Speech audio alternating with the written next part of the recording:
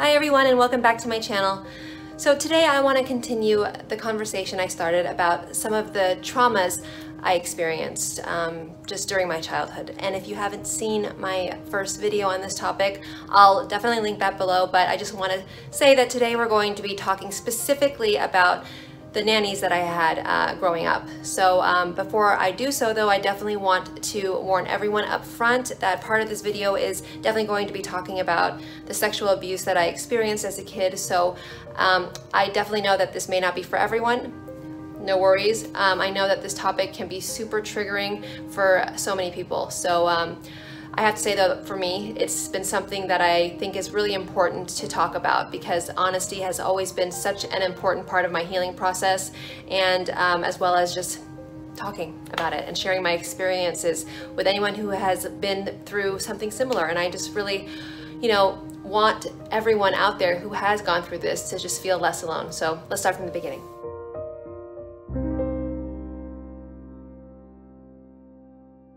So my mom and dad got married in the Philippines in January of 1984, and I was obviously born shortly thereafter in May of that year. You can do the math on that one, but I can tell you it definitely wasn't 9 months later. Anyway, after their wedding, they came back to the US where my mom had just started living, and they found a Filipino woman, an older woman, who wanted to come to the States, and she was totally available and able to live with us. So she came back with my parents to be, my live-in nanny, and she was with me from the day I was born. Her name was Isabel Garcia.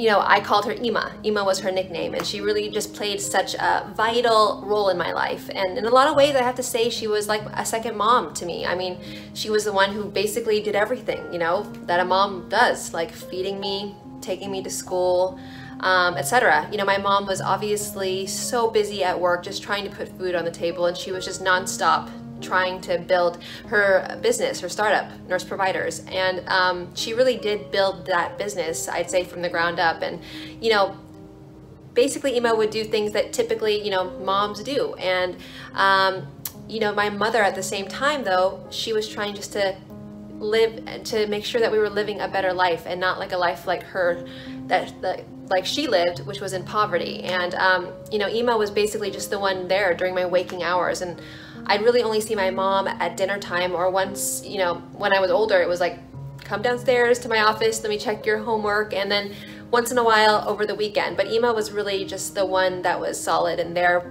like with me and for me, I think, around the clock. So it's funny because the things that you remember about a person when you think back on how you basically saw someone as a child, So when I think about Ima, there are a few things that like actually really stand out to me in my memory. So basically, Ima was definitely older than my mom, more of like a grandma, I guess, figure, like a Lola. That's what we say in the Philippines, at least. And Ima was definitely very strict. She had that Filipina blood in her, so there was like, I couldn't get away with anything. And I have to admit, I hated showering when I was a kid. Love it now, don't you worry.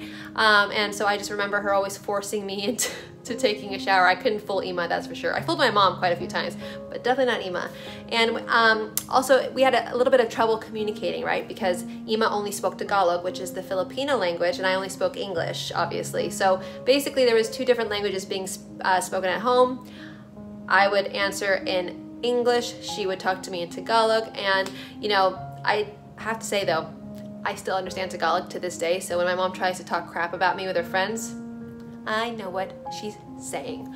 Watch yourself. Just kidding. Anyway, she did really want to learn English though, Ima, back to Ima. And I just remember her watching, and like consistently watching, 3 things on repeat. Pretty Woman, still my favorite movie to this day. Maybe I shouldn't have watched it when I was like 2, but that's fine. Sound of Music, and Dynasty, which is the old Dynasty. Guys, the old one, okay? Soap opera. Anyway, I swear we watched these like 3 things on repeat hundreds and hundreds of times. My favorite memory of Ima of all time was her skill in the kitchen. Filipino food, so obsessed, and still obsessed because Ima would constantly make me yummy Filipino food.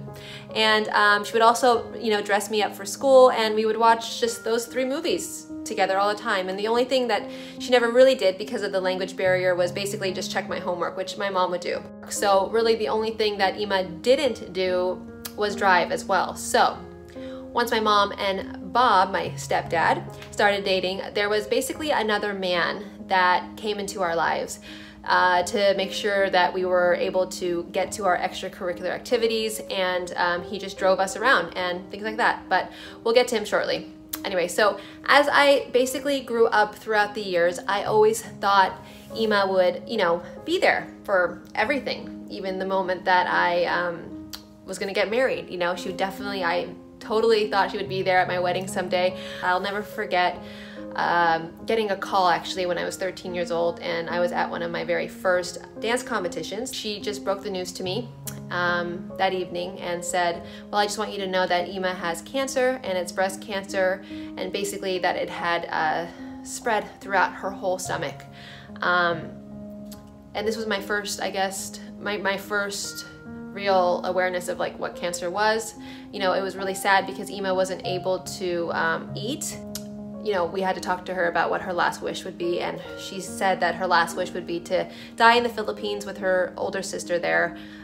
So my mom, which was actually really, really nice of her to do, she ended up buying a row of seats on Philippine Airlines, and we flew, all of us flew Ima back so that she could just have her last wish. And I would say though, like after that day, that she passed away, and I can remember it as if it was yesterday, that was a huge turning point in my life where I feel like I just went downhill in some ways. Like it was a real slippery slope downhill because I just lost the person who was really just, you know, my rock. And it was really hard for me. I remember always wanting to withhold tears and to not feel my feelings, but you know, I was truly just a mess. And I think I may have recently actually just mourned the death of Ima, to be quite honest. So I'll share more about what happened next in a future video when it comes to like abusive relationships that I was a part of, as far as me spiraling downhill. I think we need to take it back just a little bit to the other nanny I mentioned earlier that my mom and stepdad had hired to drive us. Okay, so my parents divorced when I was really young, right? So basically within like a few years, my mom started dating my now stepdad. I call him Dad, Bob, who, you know, really is the dad that absolutely raised me for most of my life, you know. My real dad, Daddy Steve, as I called him, moved basically out of the country shortly after their divorce after my mom and dad's divorce. So my mom and Bob basically met on a dating site. I can't even believe that there were dating sites back in the early or late 80s, early 90s, and it was basically a dating site for people who love opera.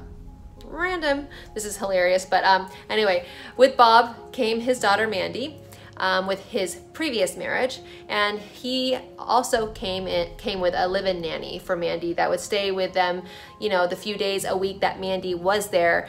She would alternate between Bob and then her mom.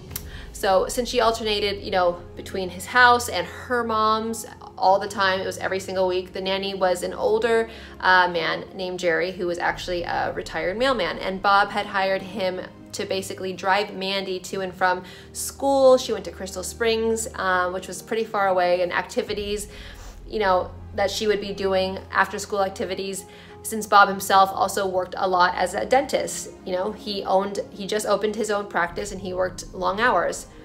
In the meantime, you know, this timeline may sound sort of off when it comes to how old I was during some of these experiences, because I swear sometimes it's all a blur, and sometimes I think I was older than I was, but I know that when all of this happened, when it comes to the sexual abuse, I was about 4 years old, you know, when my mom and Bob bought a home together in the Bay Area.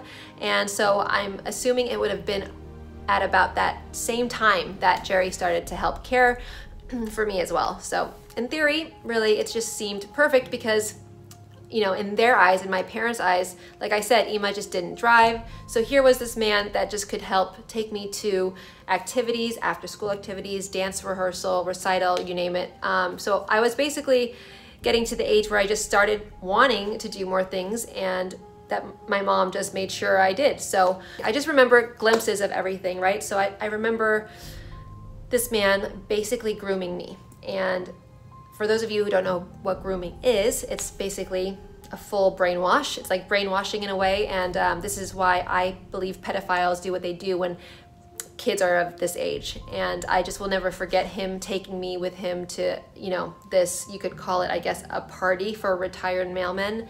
And it was basically him and a group of his friends who met like in a hall. It was really creepy, like once a month. And all of a sudden I looked up and there was a stripper there, not joking, almost like it was a bachelor party. Just looking back at it, it's just so odd. And there was this completely like naked girl with just balloons covering her privates, and I was the only kid there. I ran basically straight to a corner, and I was just confused as to why not one adult in that room stopped this from happening. But I was just, all I could remember was just this woman like coming up to me, so disgusting, and being like, pop a balloon, like as if it was a funny or cute thing that she was doing. And to this day, it's so disturbing just to think about it. I can just remember it as if it was yesterday. And you know, it was just a weird feeling all in all. And the way that Jerry just groomed me in a way where he would tell me he loved me, and I thought of him as like a grandpa, father figure. So at the time, this was just part of what I thought, I guess, love was, because I didn't really know or think about that. I was really young. So everything that he did, basically, he made me feel like it was okay for it to happen. Like it was never like he had to force me down. It was just like a really messed up grooming process, I guess, is the only way I can really explain it. I remember Jerry making me just like watch porn with him, and you know, this all was happening at our house.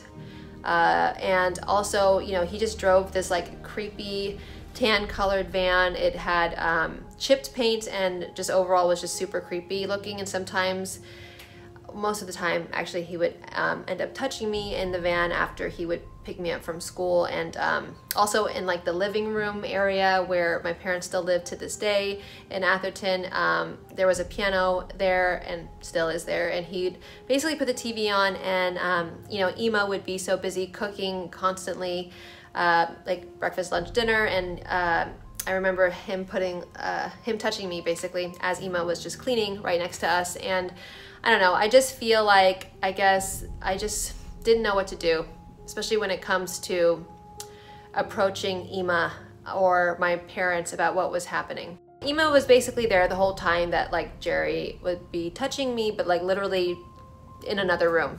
But she would be so busy, and all the adults in my life, I guess, just had no idea. And I mean, this guy, Jerry, he was invited to our family holidays, which just makes me so sick to actually have seen that just recently on these converted VHS tapes that I did. And it still makes me sick to this day. And I don't even think he had to tell me not to tell my parents, now that I think about it, because he had groomed me in a way that I just didn't even know for sure that what was happening was wrong, or I don't know, it was like a weird thing that like maybe this was just my reality and it wasn't really the reality of what was happening. Either way, the fact that he was abusing me just really didn't come out until, you know, he tried to do the same thing to a friend of one of my family members. And, you know, she did what I wish I could have done, and that I want anybody to do when you're in this situation, which is she freaked out and basically pushed his ass in the pool. He couldn't swim, so I actually remember seeing him drown in our pool. And then cut to the friend went home and did what anybody should do and feel comfortable enough to do, which is tell your parents and call the police. That is what led Jerry eventually to being arrested, really. But you know, the abuse just had gone on, in my case, almost daily, right? So, and for a couple of years of my life leading up to this and his arrest, it was really bad. He never had intercourse with me, but like I said, he made me watch porn with him. He touched me a lot, and he did perform like oral sex on me.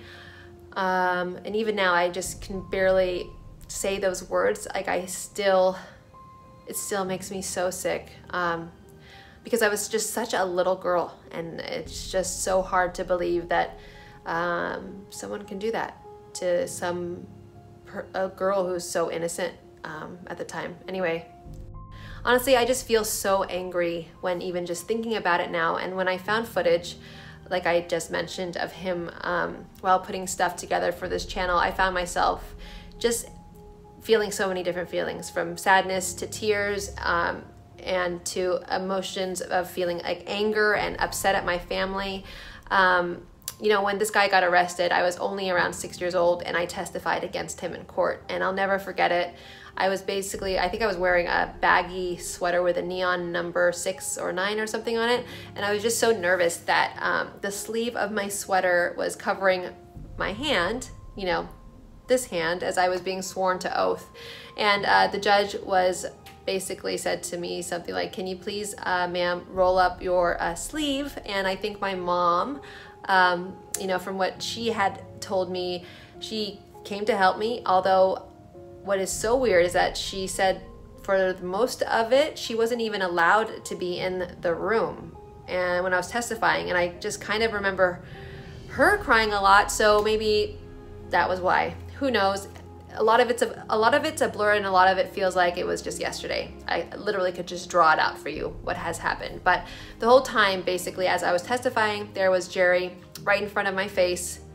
As I was being asked questions about him, I had to basically, you know, make eye contact with him. And anyway, we found out during the trial that unfortunately this man had done this to other kids too. I believe to some of his nieces and nephews. And basically, you know, he was put to prison he was supposed to be put to prison and supposed to have life in prison, but he actually got out in his 90s and went to my father's house as his first stop, sorry, not house, but his dental practice, basically in a wheelchair, and one of his friends or relatives pushing him in and saying to my father, he got into his dental practice and said, "I never did that to your kids." And obviously Jerry was a very sick man, and maybe all I can think of is maybe he convinced himself that what he did wasn't wrong, but there's no denying it in my mind, because I've had to live with those years of my life, those young years. I mean, like, haven't even really been living in a whole life yet, not even close. And you know, as I've gotten older, I keep asking myself, like, why didn't I say anything? And I think that at the time I thought I was delusional in a really weird way. Like, maybe this wasn't actually bad, or maybe I like played a part in it, or at the very least I didn't stop it. So somehow was I responsible? I mean, I also just don't think that I thought that anyone would ever believe me if I did say anything. And in a way, that's a fear of rejection. And having Ima kind of, I guess, reject me, or just kind of like whisk me away when I tried to mention it, is probably why I didn't even want to mention it to my parents, which is then when I thought that maybe I was delusional, that this was just all in my head. But the reality is, though, I was just like so young, obviously, and when you're little like that, I think you believe that if an adult tells you something, that it must be okay, right? So the one thing, though, that I wish I could tell myself, and that I would tell anyone who is watching this and who has been through something similar, is that it is never your fault. Like, it is never your fault. And if something just doesn't feel right, you have to tell someone. You have to. Even if you have to tell just more than one person, or until there is someone that just does believe you. Just don't give up. Even if one person doesn't mean another person won't. Because, you know, I don't think you can really heal, and I truly believe this, until you're not carrying around that burden inside your heart anymore. So for me, you know, healing has been a process, to say the least. I mean, a process that has really involved constant work, daily work, a lot of therapy, and a lot of self-reflection, really. And honestly, thank God for dancing, because for me, being able just to express myself through movement has really played a huge role. You can check out in other videos as well when I talk about, you know, a letter to my younger self, how my mom thought I had my mom thought I couldn't talk, like she thought that I was deaf, and really, obviously, I was just shocked and in trauma. And you know, I have to say that, like, writing my book that I wrote years ago called Dancing Lessons, it was the first time that I really opened up about this story and shared it to the public, and it was a very therapeutic experience for me.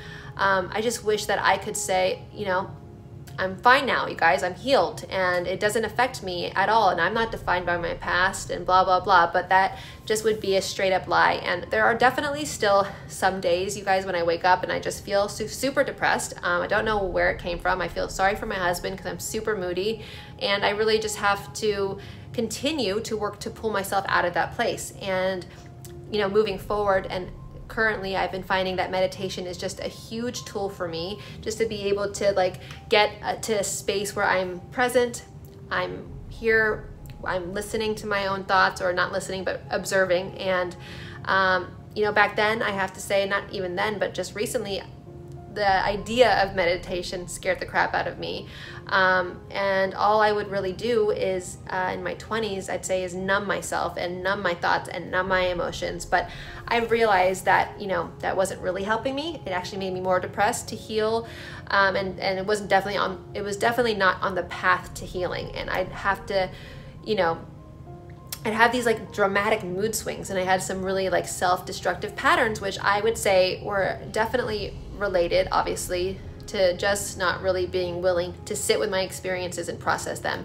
It's really been a lot of hard work. It's not easy. I'm not going to pretend it is, and I think it will, you know, continue to be something that I work on every single day. But going back to that experience of being sexually molested and becoming now, you know, someone who does not want to live in the past and does not want to be living her life from a victim's perspective, more from a survivor perspective. You know, it's just a lot of work. And thinking about that, it's like, do I want my own kids? Like, I keep going back and forth as to like, is this something that I'm going to want to worry? Am I going to worry about it? Am I going to constantly worry about where my kids are going? Who are my kids with? Like that extra layer of anxiety. Is this something that I want to deal with? I think the biggest lesson I would apply with my own kids is really just having a more open dialogue with my children, because I didn't really, you know, have that with my parents growing up. My mother, coming from the Philippines, they had just different belief systems, and maybe, you know, if I felt like I could talk to them more, I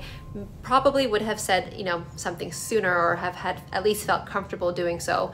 To be honest though, even though the trial and all of that happened, I still to this day, I don't think I've really talked about this with my stepdad yet. And my mom and I, shockingly, but I'm happy it happened, just had our first true open conversation about it during the months leading up to my wedding in 2019. So basically, this is how it all started. I'm just gonna grab my laptop over here so I can read you the letter or parts of it. She and I watched an Oprah special together. My mom came to visit me here in Los Angeles about, I don't know if you guys remember this Michael Jackson controversy, and it talked about like grooming and all of, you know, all of that. And it really just opened the door for my mom and I to have an honest conversation. And it was that episode where I think all the survivors that had an unfortunate run-in, I guess you can say, with Michael Jackson, they were there, and it was an episode about them and people who groom kids at a certain age. Anyway, I want to share this with you guys because I want to share this letter, this beautiful email that my mom wrote me, basically apologizing. Okay, so this is the letter where my mom basically said, on the plane back home, I couldn't help but think about our conversation last night, particularly your honest disclosure of your traumatic experience as a kid. It hurt me watching you express the painful and dark couple of years of your childhood. I'm deeply sorry that Dad and I were too busy working and had trusted the wrong person to even allow him to come near you and Mandy. We should have been more attentive and more protective of you growing up. The fact that you could not speak about it and get it off your chest hopefully means that you are healing and on your way to full recovery. Please be assured that I have always loved you and will continue to care for you. Dad and I are here for you anytime you want to talk, whenever you need someone to listen to you, or whatever help you may need. And honestly, I have to say that just reading my mom's words and just getting her acknowledgement really, it just meant so much to me. And I don't even, you know, it, all in all, really. And what the most important thing is that it had allowed me to be able just to move on and kind of have to have that closure, you know. It really is. And I'm still, working on the act of forgiveness, because I think that, yes, you can have closure all you want, but you can't keep that hate and resentment in your heart, because ultimately you don't forgive for anybody but yourself, right? So I think just a lot of people in general decide to turn a blind eye to this sort of thing. And trust me, I totally get it, because it's really hard to talk about. And this is a big reason why I'm telling you guys this story, because I want other survivors to know that you're not alone, and that there's no story, believe me, there's no story that is out of being, quote, normal. The story that you've lived through is never like no one else has gone through it. Just so you're never alone in your experiences, and knowing that can really be powerful and just switch your brain into a different perspective. And I know that even at that young age, I didn't stop my abuser, so I blamed it right away on myself, and I really didn't blame it on anybody else. Didn't even blame it on him. I think that guilt on its own is something a lot of people go through, but the reality is that it wasn't my fault, and you are never responsible for someone abusing you. I hope that if you can take one thing from this video, it's just that I hope you can create a space where you all can just feel comfortable enough, not 100% comfortable, but just be vulnerable with me. And I mean this from the bottom of my heart, that the outpouring of support I have received from each and every single one of you throughout the years is what really has made me feel like I can share this story and other stories with all of you guys. And I have another, just so you know, another video coming soon where I will continue on this topic about some things I experienced during my teenage years. So, if you find this stuff helpful or uncomfortable, I get it. But if you do find it interesting, please like this video and subscribe to my channel. And also, if you want to hear more about this topic, make sure you hit that notification, that bell notification as well. And just so you guys know, this is not just, a channel about, all the dark and traumatic experience I have dealt with, but there's a lot more light and funnier stuff that you can see and check out here. So thank you again for being with me on this journey, you guys. And I truly am sending you all so much love and light.